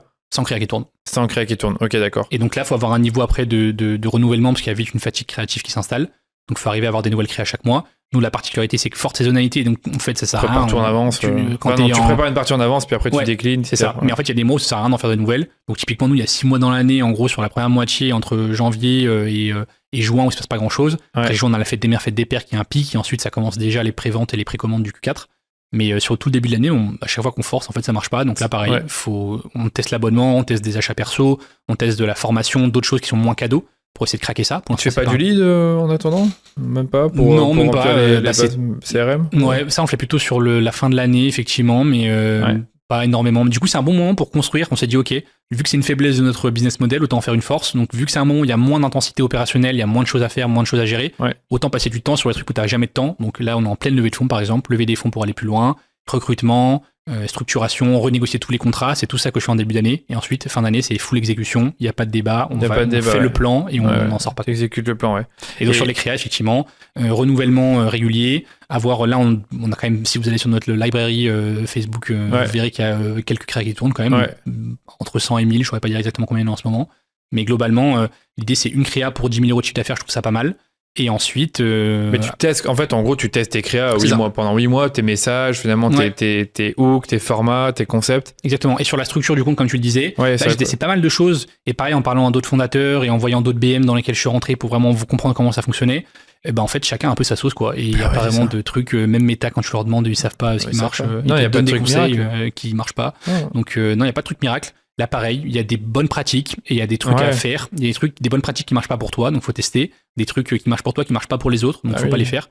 Et donc, moi, au début, ce que j'avais fait, c'était de faire par exemple, une campagne CBO où vraiment ça soit l'optimisation du budget au niveau de la campagne et plein d'adsets dedans où Meta choisit où va le budget. Donc, globalement, ça, c'était un bon moyen de faire en sorte de pas avoir d'idées préconçues sur ce qui va le mieux marcher sur les adsets. Parce qu'au sein d'un adset, c'est facile. Meta, il optimise, il met le budget là où la créa marche le mieux. Mais en fait, c'est toi qui choisis quand même le budget de l'asset. Alors que là, au niveau de la campagne, ça permet que ce soit lui qui optimise même ça. Bien sûr. Mais au niveau de tes assets, là, tu mettais la même audience, mais tu mettais différents types de créa pour t'adresser à différents types de personnes. Exactement. Et globalement, on avait un asset par créa, parce qu'à chaque fois, on fait plusieurs variations. Ouais, ok, d'accord. Une dizaine de variations, on essaie d'en faire un peu plus que d'habitude. La plupart des marques, elles en font 3-4 avec des hooks un peu différents. Nous, on en fait 10, on coupe la vidéo en 2, on met le début à la fin, on change la taille, on change les trucs. Un asset par créa à chaque fois. Un asset par créa. Du coup, on en a 10 dedans. Il y a toujours une qui dépense 90% du budget, ou alors des fois 2 ou 3. On garde ces 2 ou 3, on garde celle qui dépense le plus. On les met ensemble dans un adset winning, où du coup, il y a toutes les winning créa. Et donc ensuite, parmi celles-là, il va y avoir la meilleure des meilleures qui va ressortir, la crème de la crème. Et c'est sur celle-là, du coup, qu'on met tout notre budget pour scaler sur les grosses périodes. C'est ton Advantage Plus ou c'est encore une CBO? Advantage Plus, des fois ça marche, des fois ça marche pas. Il n'y a pas trop de secret là-dessus. Donc on en a une, d'ailleurs, j'ai découvert à un moment, je me suis dit, on va tout faire en Advantage Plus. Donc on va faire nos adsets de test, ça va être des Advantage Plus, on va tout mettre dessus. Non, ça c'est. Marche pas de fou. Et en plus, j'ai appris à pas mal de monde parce que personne n'avait vraiment vu qu'il y a un maximum d'Advantage Plus qui, nous, était à 7 à l'époque où on l'a fait. Tu peux pas faire plus de 7 campagnes. Non, je décompte, on a plus. Maintenant, ça a peut-être ouvert. Mais à l'époque, c'était pas le cas. Et du coup, c'est vite limité, quoi. Donc, en fait, je suis repassé à une optimisation par adset. Vraiment, on avait. Dans ta CBO avec tes créateurs et ta autre campagne de. Le problème de la CBO, sur quoi je reviens, c'était un conseil qu'on m'avait donné, mais qui a pas du tout marché pour nous, qui marche très bien pour d'autres marques. Mais pour nous, c'était pas du tout cohérent avec notre saisonnalité. Et du coup, en fait, à des moments où, par exemple, le calendrier de l'avant, ça marche super bien sur octobre-novembre, décembre, non. Et à l'inverse, les coffrets de dégustation, comme ceux que j'ai devant moi, ça marche super bien sur décembre pour Noël, mais par contre, octobre-novembre, c'est plutôt le calendrier de l'avant. Mais du coup, si tu laisses Meta optimiser ça, il va pas comprendre qu'en un jour du 29 novembre au 1er décembre, toute la stratégie produit change. Oui, c'est et ça. lui, il va pas optimiser ça. Il voit que tu as dépensé et que ça marchait super bien sur les créas calendrier de l'avant, il va continuer à dépenser dessus. C'est pour ça que moi, j'allais dire, en termes de structure de compte, j'aurais dit potentiellement que tu as un truc à faire au niveau d'avoir des structures par gamme. Ouais, et en fait, à des moments, tu mets plus, des moments, tu mets moins. Tout à fait. Et dans ta structure, si tu veux séparer par persona, pourquoi pas. Sinon, tu fais tout dans une Advantage Plus et tu mets des créas spécifiques par persona. C'est ce qu'on a commencé à faire après en disant, OK, on va tester ça. Et donc là, maintenant, on a des assets de test, effectivement, par créa. Et ensuite, on les met ensemble par gamme, ce qui permet du coup d'avoir des produits séparés et de pouvoir jouer avec les budgets. Pour moi, ça fait sens. À des moments, tu mets beaucoup plus là-dessus et des moments sur l'avant. Et l'autre truc aussi qui était un peu différent chez nous, qu'on a testé, c'était qu'en fait, ça marchait pas super bien, cette stratégie de faire des adsets winning où on va aller chercher les post-ID des différentes créas, les mettre ensuite dans un adset avec toutes les meilleures créas et faire scaler cet adset là. Parce qu'en fait, nous, comme c'est super restreint notre période de temps où il faut exécuter, sur Noël, là, le Q4, en fait, t'as pas tant de temps que ça. En fait, à chaque fois, on n'arrivait pas à scaler ces campagnes-là. Ce qui marchait mieux, c'était de scaler les adsets de test. Donc en fait, ce qu'on a commencé à faire au bout d'un moment, c'est de se dire, OK, on va arrêter de vouloir sortir les meilleures créas et les mettre ensemble. En fait, s'il y a un adset qui marche déjà très bien, tu le scales simplement, naturellement. Hyper simplement. Du coup, ça fait si c'est un adset de test, c'est en EBIO ou en CBO pour toi? C'est en EBIO? En EBIO, oui. En EBIO, ok, d'accord. Okay. Ouais. Toujours en EBIO, les assets de test, et ensuite. J'ai failli te dire, tout à l'heure, tu parlais du fait que tu as un CBO avec plein d'audience. C'est ça. Où tu mets tes créas. Mais là, c'est que tes meilleures créas là-dedans. Ouais, exactement. Okay, que les meilleurs. Pour pas qu'il y ait de confusion. Voilà, c'est ça. En soit en CBO, et du coup, Advantage Plus pour des fois, tu as un meilleur résultat sur certaines gammes. Voilà. Mais un Advantage Plus par gamme, par exemple, ça fait sens. parce que du coup, tu peux jouer avec les budgets Ouais. et l'intérieur, il optimise lui-même. Et ensuite, une campagne de ABO de test où vraiment tu vas avoir une centaine de datasets dedans pour toutes tes créas. Et ensuite, une CBO, pourquoi pas, avec les winnings que tu mets dedans, il optimise les budgets dessus. Ça, c'est une bonne structure. On parle beaucoup de tests à l'agence, mais comment tu mets tes budgets tests en fait? Est-ce que tu mets une fois le CPA cible par. Une fois et demie, nous on fait. Une fois et demie, ok. Une fois et demie CPA cible, on laisse tourner une semaine, on voit si on a un minimum d'achat, par exemple à 50 achats par semaine, ce qui est le tu minimum. mets quand même 50 achats pour te dire tu vas être une créa? Non, mais en période de forte intensité, oui. Ouais. Donc il y a des moments où nous, le maximum qu'on est arrivé, c'est on allait jusqu'à dépenser 20 000 euros de spend par jour sur décembre, donc c'est assez conséquent. Donc sur ces moments-là, en fait, c'est énorme. Tu lances un adset, tu testes pas à 50 balles, quoi, tu testes à 1000 balles direct. Et en fait, tester un adset à 1000 balles, bah t'as rapidement beaucoup de ventes, quoi. De ventes, ouais, mais évidemment, il y a un moment, enfin, si ça marche pas, tu le coupes assez vite. Ouais. Si tu vois qu'après c'est ça. 30 ventes, c'est trop cher. C'est ça. Que tu mets comme 1000 euros par jour. Ça. Mais il faut trouver le bon équilibre parce que des fois, on a tendance à couper trop tôt une créa qui pourrait marcher. Il n'y a pas eu le temps de la learning phase suffisant pour que Meta il sache optimiser ça. Et à l'inverse, des fois, on a tendance à pas du tout laisser le temps ou en donner pas assez. Donc, c'est pas mal quand même de se laisser un minimum. D'où le fait de regarder les pré-métriques, genre ton CTR, ton OCRE, ton Holdrate. Si tu vois que ça, c'est tout mauvais dès le départ et que ta perf est pas bonne, tu sais déjà que potentiellement, c'est pas une bonne créa. Et des fois, tu sais pas pourquoi, tu as une créa où rien n'allait. En fait, tu la relances dans un autre adset et là, il va chercher un autre bassin d'audience. C'est comme ça qu'il fonctionne. Il monte à un bassin d'audience, ça marche bien, il élargit un peu. Mais s'il est parti du mauvais point, ça va pas marcher. Alors que s'il part d'un bon point sur la même créa, ça peut tout changer. Donc une bonne pratique, c'est si tu crois en une créa, parce que ça peut arriver, tu te dis j'ai quand même payé cher cette agence, ça m'a fait cette créa où je me suis donné du mal à la faire. Bah autant la lancer dans 2-3 autres adsets et voir si tu as le même résultat. Si tu as lancé 3 adsets, la même créa, même budget, autant de temps et que tu n'as pas des bons résultats, c'est une mauvaise créa. Si par contre les résultats sont un peu différents, ça mérite quand même de creuser. Ouais. Dans cet extrait, je reçois Eva Lecoq, cofondatrice de Sova, une marque qui accompagne les femmes atteintes du SOPK avec une approche très éducative. Eva explique comment la marque a d'abord construit une forte traction en organique avant de transformer ce contenu en campagne Meta-Ads performante. On parle aussi de gestion du budget créatif, de leur process de production et de l'outil Atria qu'elle utilise pour structurer sa veille créative. Est-ce que vous avez récupéré du contenu organique pour le mettre en ad? Ça m'intéresse de savoir est-ce qu'il y a eu des synergies entre les deux, sachant que vous avez déjà un certain succès à ce niveau-là. Alors, un petit peu, mais en fait, nous, en organique, on est très nuls pour parler des produits. Ouais, donc malheureusement, c'était voilà, ça parlait pas assez des produits. En organique, on sait parler de l'éducatif, mais on sait pas trop parler des produits. Dès qu'on parle des produits, on a zéro engagement. Okay. Et donc, en fait, c'est un peu frustrant. D'ailleurs, c'est un truc assez frustrant. Mais non, on fait vraiment des choses différentes. Créa, pub et... C'est assez différent. Parce qu'en fait, j'avais aussi une question, c'était sur les angles. Est-ce que vous avez des angles plutôt éducatifs ou justement orientés sur les produits, les avantages? En organique en ads. En ads, c'est full produit. Après, on arrive maintenant à aborder une dimension éducative et puis ensuite, on parle du produit. Par exemple, j'ai fait des créas, un petit peu, mais c'est pas les meilleurs créas. Une femme sur 7 est concernée par ce syndrome, ça, bien sûr, c'est des hooks. Mais qui vont adresser, a priori, des gens qui connaissent. Oui, c'est clair que je rentre pas en disant « Ovastart est le meilleur ». Non, je rentre toujours en posant le contexte sur le SOPK.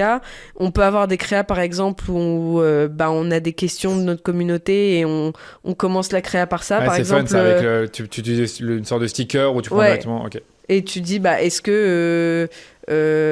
qu'on peut guérir du SOPK en 30 jours ? Nous, on répond que non. Trop fort. Et ça, vous mettez ça en pub, en acquisition ? Ouais. Ok, intéressant. Ouais.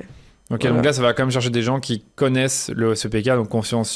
Oui, là, on fait un peu des créas parfois qui rentrent vraiment juste par les symptômes. Ouais. Par exemple, des UGC où la personne elle raconte qu'elle vient de se faire diagnostiquer sur la base de tel symptôme. Ouais. Donc ça peut aussi amener du diagnostic. Enfin, au final, même si la créa perf pas trop sur le long terme, elle nous sert parce qu'elle va faire. Il y a des gens qui vont se faire diagnostiquer. Et après, là, récemment, on va avoir des créas qui vont sortir, par exemple, avec une naturopathe, où on a fait un podcast. Et du coup, on parle de...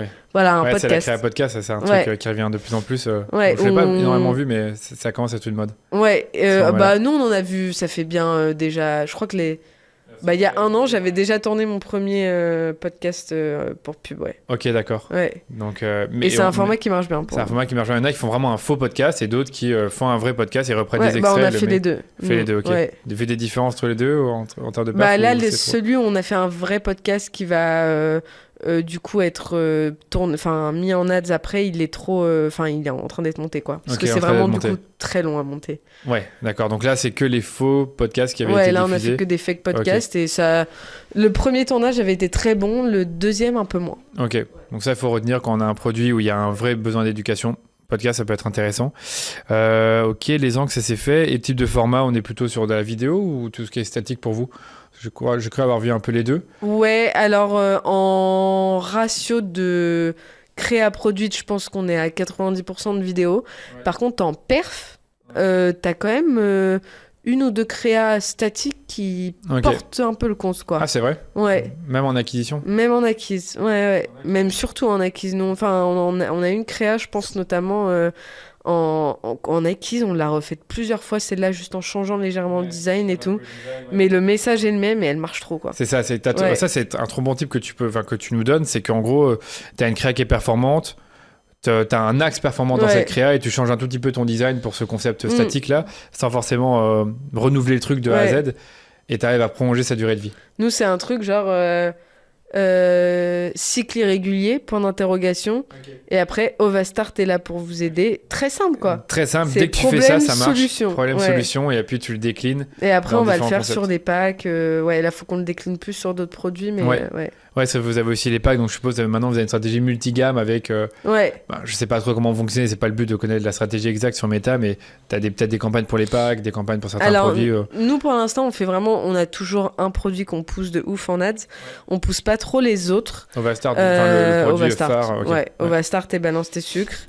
Et par contre, on a testé des campagnes ASC+ à part sur des par pack. Oui. Moi j'ai déjà fait ça, c'est top. Hein. Tu mets les packs à part dans des ASC+, et vu que ça a des paniers moyens plus élevés, Facebook va te chercher des gens qui... Ouais, et nous, en gros, on l'a fait plutôt sur sur des pubs où on parlait pas du tout de SEPK, et on rentrait que par le SPM, par exemple. Ce qui est... SPM, c'est syndrome prémenstruel, c'est un autre trouble hormonal. Okay. Et en fait, on a un produit qui répond super bien, mais on l'a jamais vraiment mis en avant pour cette problématique-là, et ça nous a permis de tester et de voir que c'est porteur de ouf, en fait. C'est porteur de ouf, c'est ça. Donc, en gros, tu as réussi à scaler des produits qui n'ont pas forcément été le plus vendus. Ouais, et nous, on l'a vu, hein, en gros, c'est la répartition de chiffre d'affaires, elle a vraiment changé.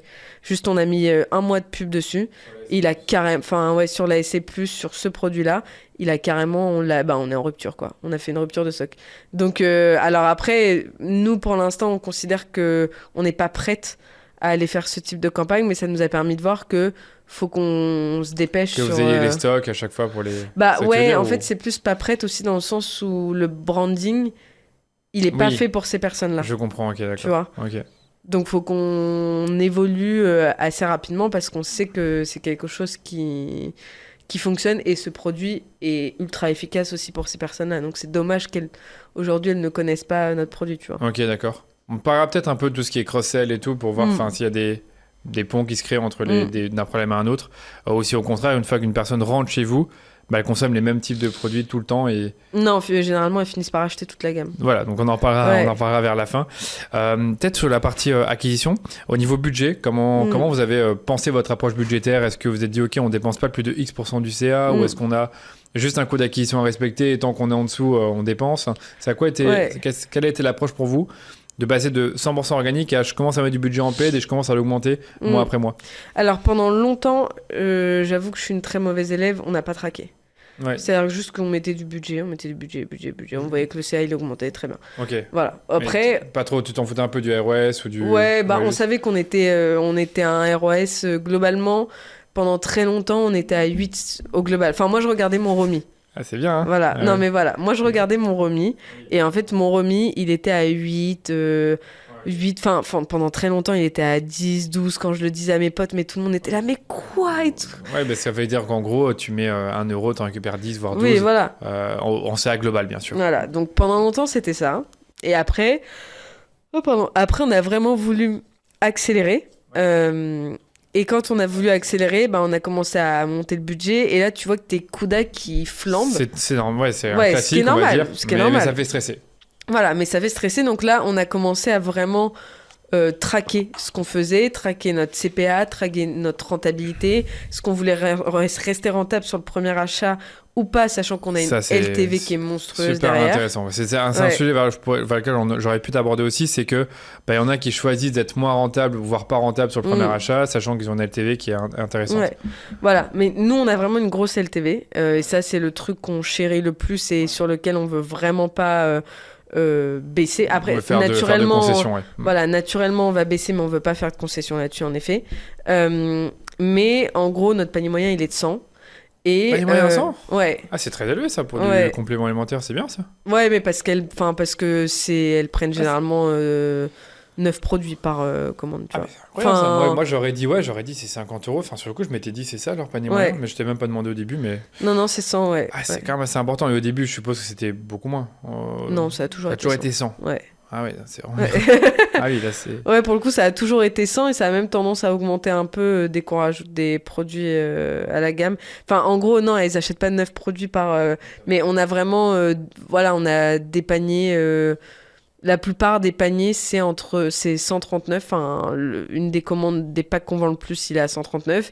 Et après, tu as les paniers un peu plus bas qui vont venir faire baisser la moyenne. Mais vraiment, ce qu'on vend le plus, c'est le pack à 139. Ouais, très clairement, quand tu as ce syndrome-là, t'es prête en fait à quelque sorte à mettre les moyens. Ah bah oui, surtout quand les produits sont efficaces. Du coup, ouais.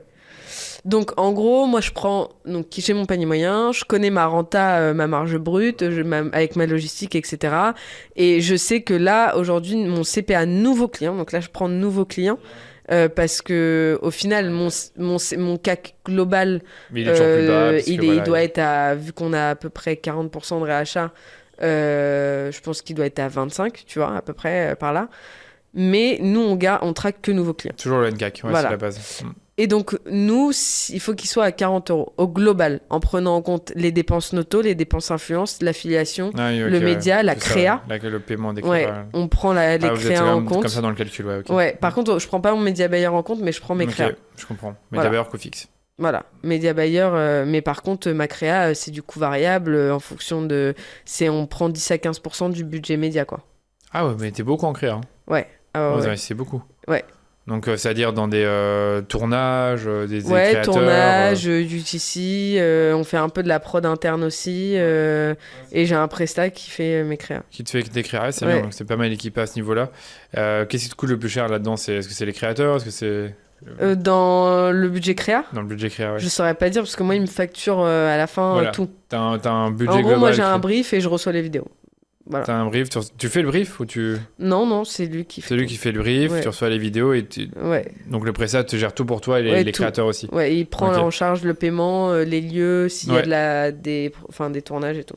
Ok, je comprends. Voilà. Bref, on est arrivé là, mais pour parler du NCAC et du coup tu prends tout ça en compte. Donc en gros, comment je calcule mon budget média aujourd'hui ? Nous, on se base sur un niveau de croissance de nouveaux clients minimum à atteindre, un objectif. Moi j'ai par exemple 1000 nouveaux clients le mois suivant. Et donc là, par exemple, le raisonnement de ce mois-ci, c'était je veux 2900 nouveaux clients. Donc j'ai 40 € de budget par nouveau client. Je fais 2900 x 40. Et ça, c'est mon budget global. Donc je rappelle, créa, dépenses médias, influence, noto et affiliation. On laissera faire les calculs. Mais du coup, sachant que Meta prend 70% de ce budget-là. Ok, bon, donc là, par exemple, donc là, t'as vraiment beaucoup sur Meta. Ouais, là, il y a 85, je crois, ce mois-ci. 85 000 à peu près. De budget sur Meta, ouais. Sur Meta. Après, t'as Google Ads, t'as les créas. On a 110 000 là, on est à 110 000, tu vois, de budget global. Okay. Quand tu mets autant de budget sur Meta, donc là, tu commences à faire partie de la cour des grands, on va dire, quand tu mets au moins quasi 100 000, on va dire que c'est dans les plus grands. Et on s'entend dans les DNVB, etc. C'est quoi l'enjeu, le vrai challenge ? C'est la créa, on est d'accord ? Ah oui, c'est le nerf de la guerre, c'est la créa. Tu dois toujours avoir des créas, tu dois toujours tester, tu dois avoir ta campagne de test, tu dois... Ouais, c'est la créa. Le media buying fait quand même, parce que faut être capable d'assurer que tout fonctionne, etc. Maintenant, c'est vrai qu'avec la SC+... On est d'accord, t'as plus beaucoup de campagnes. Enfin, t'as tes campagnes principales, les campagnes... Voilà. Tu sais comment ça marche. Mais oui, non, clairement, c'est ça, c'est que de la créa. Enfin, nous, c'est ce qui nous obsède le plus, c'est faire des nouvelles créas. Faire des nouvelles créas tout le temps, ouais. Et vous avez un process par exemple d'itération, de déclinaison ou de... Ouais, quand on voit qu'un concept a bien marché, on itère. Franchement, il y a une créa, je pense que le script... Enfin, sur les scripts, on n'innove pas tant. Hein. Vraiment, c'est juste à chaque fois la manière dont on l'amène, la vidéo, le hook qui va changer. Mais sinon, je crois qu'on a un script, un peu une trame de script globale qu'on reprend quasiment à chaque fois. Et juste, on l'a fait de manière différente et ça marche. Ça marche ou parfois ça marche pas. Hein, mais... C'est la même trame. C'est pas les mêmes choses que vous dites. Pas exactement mot à mot, mais globalement, on dit tout le temps la même chose. Oui, bien sûr. J'ai développé ces compléments avec des ingénieurs, machin, avec ma sœur parce qu'on a toutes les deux été diagnostiquées. On a la plus grande communauté en France, voici notre produit. Et ça, vous avez réussi étape par étape à savoir que c'était ces éléments-là du script qui étaient... qui ouais, c'est ça, c'est que on va regarder regarder le hold rate, on va regarder le hook rate, je tout trouve ça quoi. Ultra scientifique. Moi, je suis pas bon là-dedans pour faire ça, c'est pas mon travail, mais je sais que c'est ultra scientifique de faire ce travail d'analyser les hook rates pour chaque hook et pour chaque. Après, t'as les créatrices aussi qui fonctionnent plus ou moins bien, donc faut reprendre les bonnes créatrices. Ouais. J'allais te dire aussi, je suppose qu'il y a un gros pool de créateurs, il y a une variété de créateurs pour aller aussi chercher différents types d'audience. Et ok, c'est pas intéressant, je sais pas ce que je voulais dire là-dessus. Mais sur la créa, je suis d'accord que c'est un métier à part entière. Hein. C'est-à-dire que le média buyer peut pas toujours faire de la créa. C'est pour ça que tu as des agences spécialisées de créa, parce que c'est vraiment un truc. Ouais, moi aussi, ma réflexion aussi, mais rien à voir avec le podcast, c'est est-ce que tu fais faire ton média buyer les deux rôles, stratège créatif et média buyer, ou est-ce que tu prends un stratège créatif à part qui fait tous les stratégies créa de nos clients et après on a des creative designers qui Moi, je pense que si tu es une agence...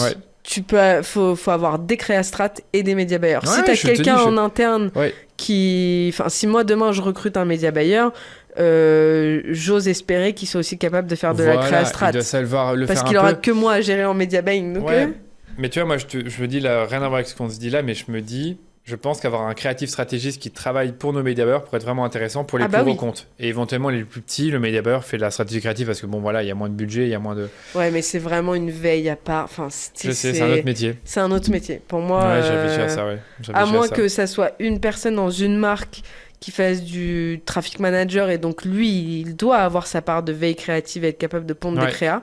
Mais pondre la stratégie. Si tu as 6 comptes différents et que tu dois faire des stratégies créatives. Voilà, si tu dois faire 6 comptes, pour moi, c'est un peu plus dur. Ouais, je vais réfléchir. C'est pas GG, mais bon, je comprends que pour vous, en tout cas, c'en est un. Moi, je préfère vraiment si je paye quelqu'un. Parce que toi, t'as un média buyer qui fait que du média buying et t'as un stratège créatif, stratège, agence créa, quoi. Ouais, et ils échangent assez peu finalement entre eux. Ok. Parce que le stratège créa, il a besoin des données finalement. Oui, donc non, mais oui, du coup, lui, il va aller voir dans le BM. Lui, il sait analyser par contre le BM.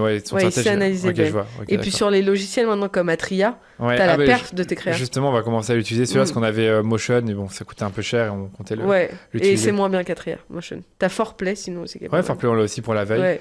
Et t'es content Atria mixe les deux, je crois. Ouais, c'est ça, exactement, ça mixe les deux. Du coup, est-ce que t'as un retour sur cet outil-là? Parce que c'est vrai que c'est un outil qui peut être intéressant pour l'audience et nous, on va tout doucement le tester. C'est quoi un peu les fonctionnalités? Qu'est-ce qui te plaît dans cet outil-là pour travailler avec? Moi, ce qui me plaît, c'est que du coup, tu peux facilement suivre les marques qui t'intéressent, que tu penses qui sont dans ton univers.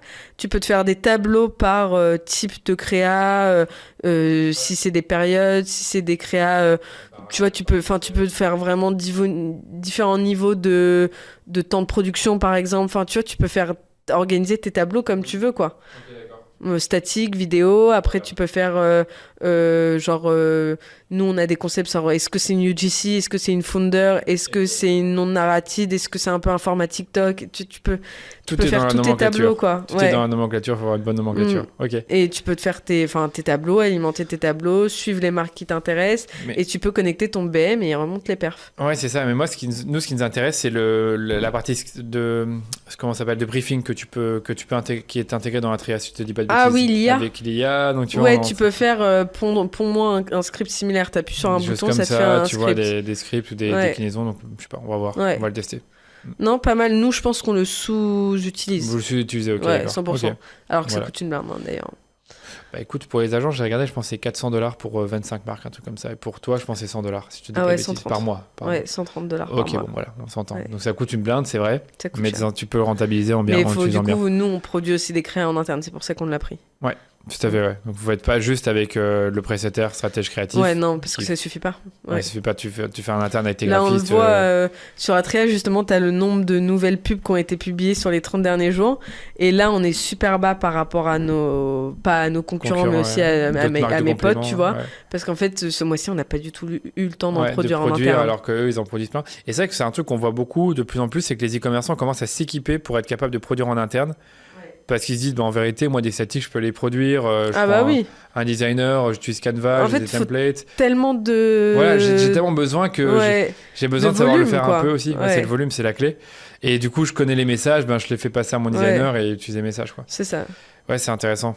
Mais pour les agences, en tout cas, il y a une vraie plus-value à avoir sur comment tu fais tout ça. Comment tu le fais, comment tu peux aider ton client à mieux le faire. Et on termine avec Maju. Dans cet extrait, je reçois Julien Janet, cofondateur de Maju, une marque qui a explosé avec un concept simple mais extrêmement bien exécuté. Un bol nutritionnel intelligent couplé à une application personnalisée. Ils partagent leur approche très structurée de la créa, des sessions de tournage régulières, beaucoup d'investissements en production, des tests d'abord en organique, puis un passage en ads uniquement sur les créas qui performent. On parle aussi de sa méthode pour identifier leur top créas et de pourquoi la discipline créative est devenue un levier clé chez Maju. Passons là-dessus peut-être rapidement, c'est avec Meta, donc canal d'acquisition principal. On sait que dans Meta, le truc principal, c'est la créa. Ouais. C'est quoi? Comment vous faites vos créas? Quel genre de créa vous faites? Nous, on crée beaucoup depuis le début. Ouais. On a pris cette habitude-là de créer une matinée toutes les 2 semaines où on s'enferme et on crée. Toi et Mathias? Et Emma, surtout, qui est, j'ai pas été voir. Qui est responsable des contenus chez Maju. Et après, Camille, pour pas les citer, je vais pas citer tout le monde, mais avec qui on travaille beaucoup sur ces contenus-là, on sollicite un peu tout le monde qui sont sujets à ça. Et on crée de tout, beaucoup de rien aussi. On teste. Et après, on les monte, on teste en organique, sur TikTok, sur un réel, un peu partout.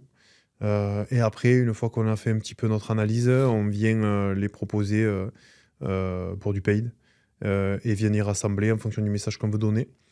Que ce soit de l'explication de concept, que ce soit de la preuve sociale, que ce soit peu importe. On vient assembler en fonction de l'objectif. Mais on crée énormément de rush, on fait beaucoup de shooting aussi. On vient créer beaucoup de contenu en permanence pour avoir vraiment un gros vivier qu'on va pouvoir aller piocher dedans en fonction de l'objectif. Oui, c'est ça que je vais dire, c'est que vous faites beaucoup plus de vidéos, je suppose, que de photos. Ouais. Vous connaissez parfaitement les messages à l'heure d'aujourd'hui, je pense mieux que n'importe quel prestataire, agence, produit marketing. Donc vous savez créer, vous avez l'habitude de le faire. Vous testez d'abord en organique, puis après, en fonction de ce qui marche, ce qui marche pas, je suppose que tu vas regarder. On teste beaucoup sur TikTok, qui est devenu vraiment le labo un petit peu. Ouais. On va balancer sur TikTok, on voit un peu le résultat, on voit que ça prend pas. Et derrière, soit on peut la pousser en Spark par exemple sur TikTok, ou soit carrément on la sort et on fait un mash-up de ça, parce qu'on sait que c'est l'accroche qui a marché, le message, le texte, le truc qu'on a changé, et on le remasterise et on l'adapte sur Meta ou sur les différents canaux, quoi. Parce que pour moi, un mash-up, ça va être récupérer plusieurs... Donc tu peux expliquer peut-être cette partie-là, ça m'intéresse. Quand tu as identifié ton contenu TikTok qui performe, donc c'est-à-dire qu'il fait des vues, tu le sponsorises en Spark Ads, donc en gros c'est faire un boost. Et après pour Facebook, Instagram, qu'est-ce que tu fais exactement? Par exemple, le mashup, je vais prendre le début de la créa et à la fin je vais rajouter une interview télé. Ok, d'accord. Ou je vais rajouter un utilisateur qui partage son résultat. J'ai compris, d'accord. Je vais rajouter un commentaire Facebook qu'on a reçu qui dit j'ai perdu 6 kilos en 2 mois, c'est trop facile, c'est trop simple. Un motion design, tu vois. Ok, donc tu mets à la fin. Par exemple. Et j'essaie à chaque fois de rajouter... Call to action finalement. Call to action, preuve sociale. Okay. Exactement. Ok, d'accord. Et je sais qu'aujourd'hui, c'est ça qui fonctionne. Pareil, comme tout le monde. Un truc où tu racontes une histoire, que ce soit sur le produit, le concept, peu importe. Et après, derrière, montrer que ça marche, que c'est bien, que c'est cool, que c'est facile. Oui. J'aime bien allier expertise, émotion dans tout ce qu'on fait. Ok. Dans tout ce qu'on fait aujourd'hui, je me dis, est-ce qu'il y a les deux? Que ce soit sur le support, sur les créas, sur les ads, les mails, le site. À chaque fois, on essaie d'amener de l'expertise et de l'émotion dans tout ce qu'on fait. Et en général, quand tu amènes ça, il y a quand même beaucoup de chances pour que ça marche. Et je vais te poser la question, c'est que nous, en interne, on se dit que finalement, tu n'as pas une structure qui marche pour toutes les marques. En fait, chaque marque a sa structure de vidéo. Ça serait trop facile sinon. Chaque marque va avoir sa structure de vidéo qui est adaptée en fonction de comment les gens réagissent. Toi, c'est quoi ta structure de vidéo? Tu as parlé d'expertise émotion. Est-ce que tu pourrais nous décrire finalement le genre de structure de vidéo qui fonctionne le mieux ou ça dépend un peu finalement de ce que tu vas raconter? Si tu dois faire une généralité. Ça dépend beaucoup. Ce qu'on s'est rendu compte là, c'est ce que je disais, c'est que tout ce qui est simple et pas trop monté marche. Ok. Tout ce qui est authentique ou qui paraît authentique marche. C'est que des fois, on va pas enlever une imperfection parce que on veut pas que ce soit trop lisse et c'est ce côté aussi émotion qui peut reprendre le dessus en disant bon c'est fait des fois de briques et de broc, mais ça t'as envie encore plus de regarder ou tu vois. Un remplissage de bol tout simple, par exemple, où il y a un bol qui rentre dans le champ, on le remplit avec des légumes, des protéines féculents, et on écrit le bol qui calcule vos calories. Et c'est 10 fois plus performant aujourd'hui qu'un face cam où tu vas expliquer le truc, tu vas... C'est normal, parce que là, tu montes directement produit, expérience, etc.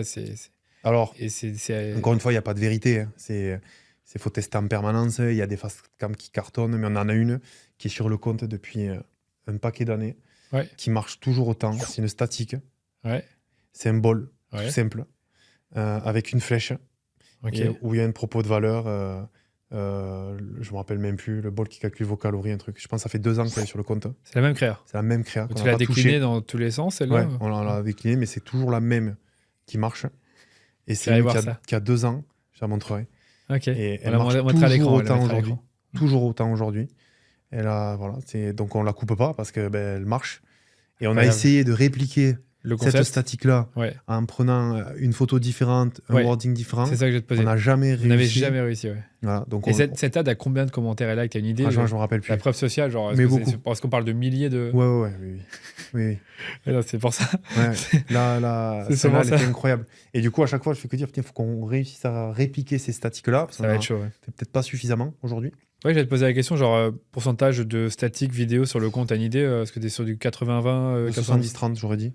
Ouais. Mais peut-être, je pense. Donc, vidéo statique. Je n'ai pas vraiment les données en tête, mais on est à peu près sur ça. 70% vidéo et 30% statique. On a de la statique pharma qui marche bien. Ok. C'est quoi pour toi, statique pharma? Statique pharma, c'est tu vas prendre en photo le rayon avec les bols et amener une propos de valeur disponible en pharmacie, où les pharmaciens te font confiance, ou même pas de propos de valeur, juste la vidéo.